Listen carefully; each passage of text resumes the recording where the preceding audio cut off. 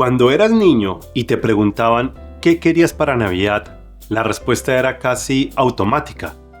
Juguetes, videojuegos, dulces quizás, cosas chéveres.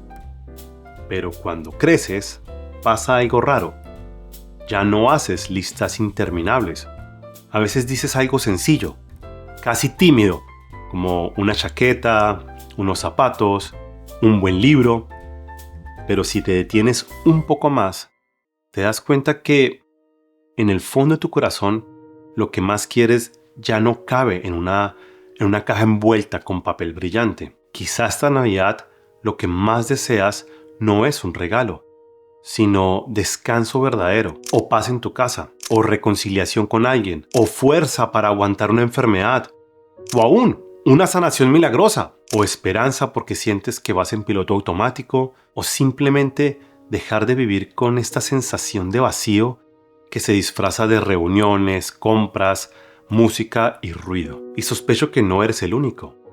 En lo más profundo, todos queremos lo mismo, que nuestras necesidades más profundas sean atendidas y que nuestros deseos más legítimos puedan encontrar un hogar. Y seamos honestos, a todos nos encantaría que alguien se nos acercara y nos dijera: dime qué necesitas de verdad y yo me encargo. Ahora, déjame decirte algo que quizás suene exagerado, atrevido, hasta increíble. ¿Qué pasa si el corazón de la Navidad fuera precisamente eso? Y si la Navidad fuera en realidad la historia del Dios que viene a darte lo que más necesitas, incluso más allá de lo que puedes y sabes pedir. Probablemente una parte de ti ya está a la defensiva. Ok, sí, bonita idea. Pero ¿qué tiene que ver un bebé en Belén hace más de 2000 años con mis problemas de hoy? Con mi ansiedad, con mi familia, con mis dudas. Y es una buena pregunta. Pero ¿qué tal si has escuchado mal la historia? ¿Qué tal si la Navidad no es solamente un recuerdo tierno de pesebres, ángeles y pastorcitos, sino la declaración más radical que se haya hecho sobre Dios y sobre ti? Si esto te intriga, quédate, porque en este video quiero mostrarte que Jesús vino al mundo por lo menos por 4 razones muy concretas y todas tienen que ver contigo. Antes de hablar de Jesús, hablemos de ti.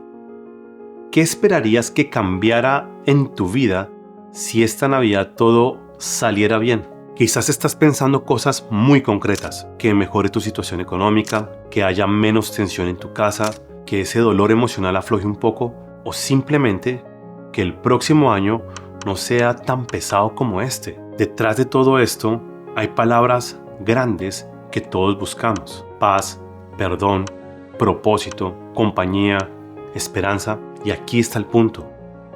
Cada año repetimos el mismo guión: más actividades, más comida, más regalos, y sin embargo, muchas veces terminamos diciembre con la misma sensación de siempre. Algo sigue faltando. No solo un montón de dinero en regalos que ahora parecen inoficiosos, sino algo más. A mitad de enero estás tan vacío que ya comienzas a añorar la época navideña otra vez. Y es que lo que afirma la Navidad cristiana es muy osado. Dice que lo que más necesitas no es una cosa, sino una persona. No es un cambio superficial de circunstancias, sino una relación que reordena todo lo demás. La Biblia lo expresa así: porque de tal manera amó Dios al mundo que ha dado a su Hijo unigénito para que todo aquel que cree en Él no se pierda, sino que tenga vida eterna.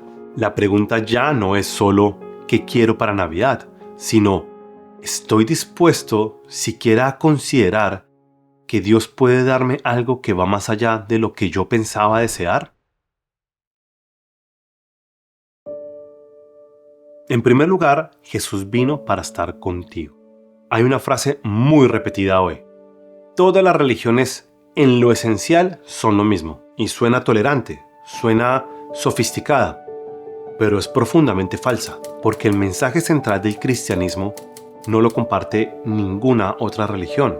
En Navidad proclamamos que Dios mismo decidió entrar en la historia, hacerse humano y caminar entre nosotros. Cuando el ángel se le aparece a José le dice que el niño que va a nacer será llamado Emmanuel, que significa Dios con nosotros, cumpliendo la promesa de Isaías 7:14. Él no dijo Dios observándonos desde lejos, ni tampoco Dios evaluándonos, sino Dios con nosotros. Y aquí aparece algo que puede sonar rarísimo. La Biblia llama a Jesús Hijo de Dios e Hijo de Hombre. Hijo del Hombre subraya que Jesús se hizo verdaderamente humano. Hijo de Dios subraya que es verdaderamente divino. Juntos, estos títulos apuntan a algo único. En Jesús, Dios se hizo carne. Es Dios con piel humana. Eso significa que Dios no es un ser distante, que mira tus lágrimas desde el cielo como quien ve una película. El Dios que sostiene galaxias decidió experimentar el cansancio, la pobreza, la injusticia, el rechazo, todo. Y aquí viene algo todavía más desconcertante. Dios no vino a estar contigo porque tú seas especialmente digno o interesante o bueno. No hay nada que tú o yo hayamos hecho para merecer que Él se acerque. Dios viene por una sola razón, por amor, porque quiere tu compañía para siempre. El Dios que, con una palabra, llamó a existir las estrellas y los océanos, decidió hacerse bebé, frágil, vulnerable, en un pesebre, porque quería estar contigo. Si eso es verdad, y solo por un momento piensa en esa posibilidad, ¿no cambiaría la forma en la que ves tu propia vida? Segunda razón, Jesús vino a morir en tu lugar. Todo lo anterior suena hermoso, pero hay una objeción inevitable. Si Dios me ama y quiere estar conmigo, ¿por qué el mundo sigue tan roto? ¿Y por qué además tenía que morir Jesús en una cruz? ¿No suena eso como brutal, como salvaje, casi primitivo? Y es una buena pregunta, pero es necesaria. La Biblia dice que Dios nos creó para experimentar una vida abundante con Él. Pero también la Biblia dice algo incómodo. Dice que colectivamente e individualmente hemos decidido vivir como si supiéramos mejor que Dios lo que nos conviene. A eso la Biblia lo llama pecado. No se trata solo de hacer cosas malas, sino de vivir de espaldas a Dios. Y ese giro nos esclaviza. La palabra que Jesús usa para explicar su muerte es fuerte, es rescate o el precio de la libertad. Él mismo lo dijo, porque el Hijo del Hombre no vino para ser servido, sino para servir y para dar su vida en rescate por muchos. Un rescate es lo que se paga para liberar a un esclavo. Y si miras a tu alrededor, la evidencia de esa esclavitud está por todas partes. Egoísmo, violencia, guerras, injusticias. Y si miras hacia adentro con honestidad, también vas a encontrar orgullo, envidia, rencores, deseos que no controlas, heridas que no sabes sanar. El problema no es solo el mundo, somos nosotros. Por eso el mundo está como está. Y la Biblia es clara. La consecuencia del pecado es muerte. Y no solo una muerte física, sino una separación de Dios, de su amor, de su luz. En otro video hemos hablado de por qué no somos realmente buenas personas y en otro sobre la realidad del infierno. Te los dejo en la descripción. Pero aquí solo quiero que veas la lógica. Si nos separamos de la fuente de vida, inevitablemente cosechamos muerte. Entonces, ¿qué hace Dios? Dios entra en nuestra historia para ponerse en nuestro lugar. Jesús vivió la vida que tú y yo no hemos vivido, sin desobediencia, sin impureza, sin malicia. Cada palabra suya fue justa, cada acción suya fue bondadosa, cada pensamiento suyo fue limpio. Él es el único que no tenía cuentas pendientes con la justicia de Dios. Y precisamente por eso, Él es el único que puede asumir todas nuestras culpas. En la cruz, el único sin culpa cargó con la culpa de todos. El único que no merecía morir, muere. El único verdaderamente libre se deja tratar como esclavo para pagar el rescate, nuestro rescate. Y lo mejor de todo, 3 días después, resucita. No es solo una historia bonita, siempre lo digo.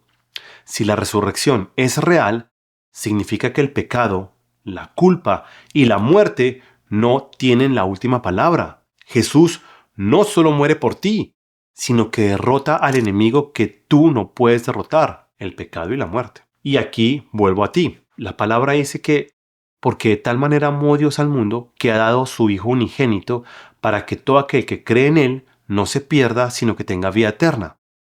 Pon tu nombre ahí, en lugar de mundo. Si esto te incomoda, si te parece demasiado grande para ti, pues me alegra. Significa que empiezas a ver el tamaño del regalo en la Navidad.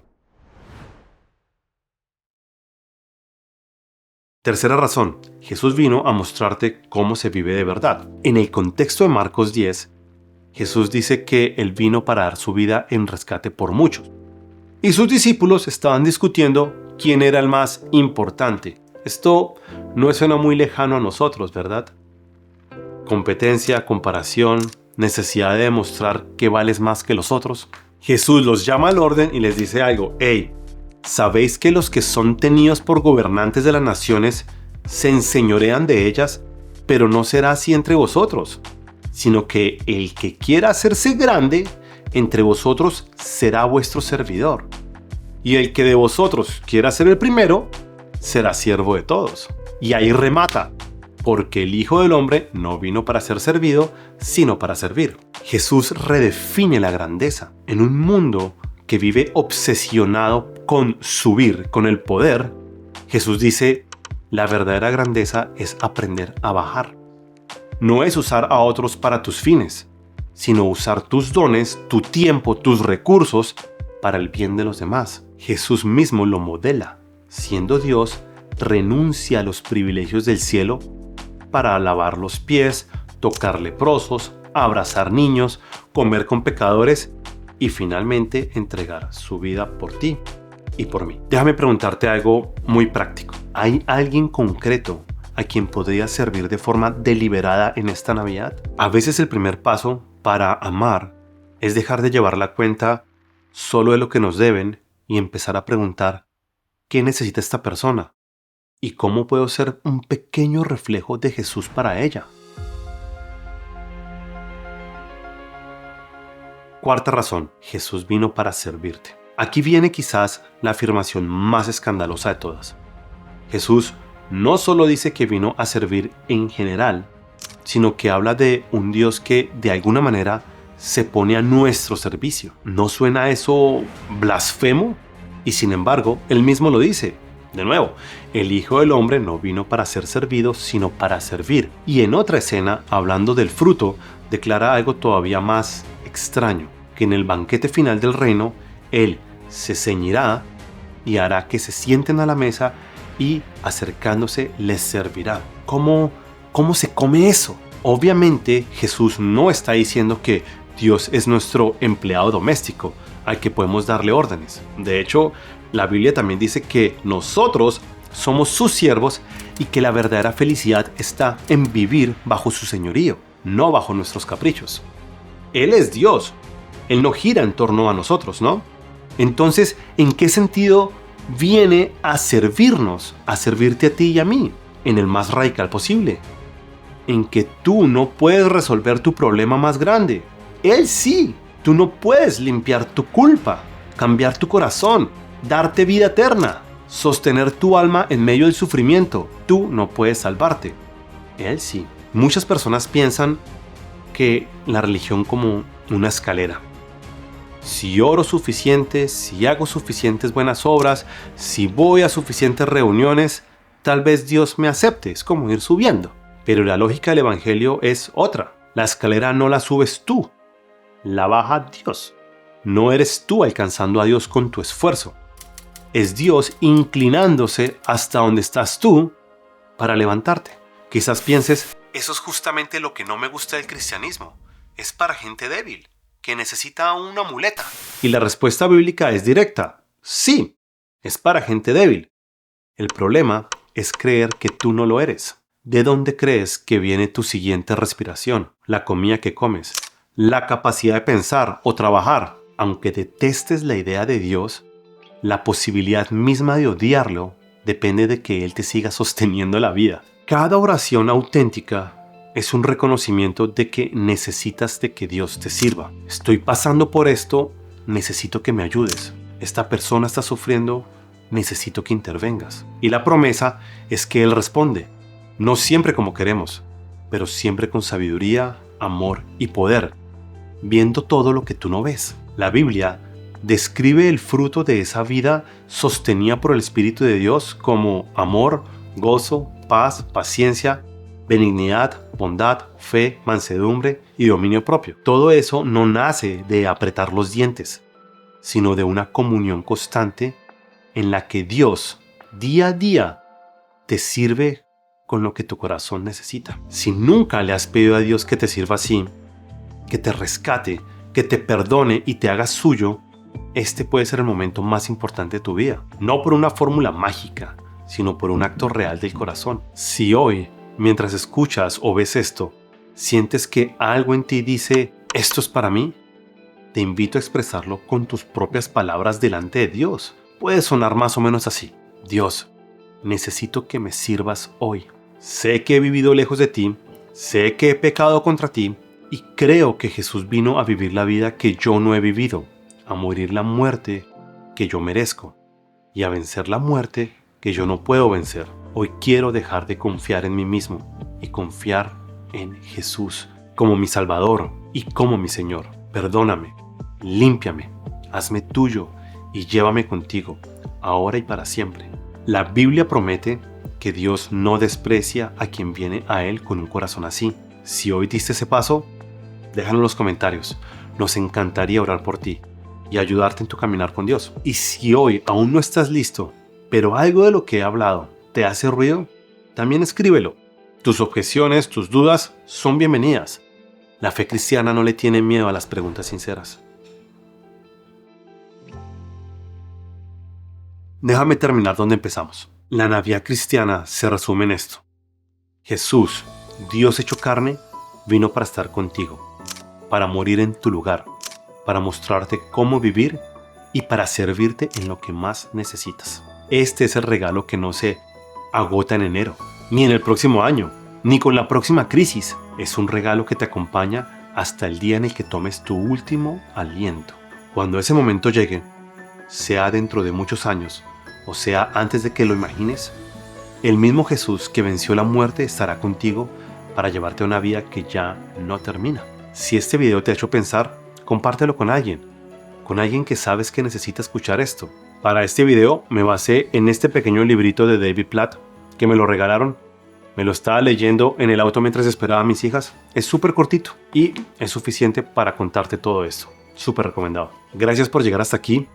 Y más allá de las luces, regalos y reuniones, mi deseo es que esta Navidad puedas descubrir o redescubrir que el mayor regalo no está debajo del árbol, sino en una cruz y en un sepulcro vacío, y que ese regalo tiene nombre propio: Jesús. Hasta la próxima.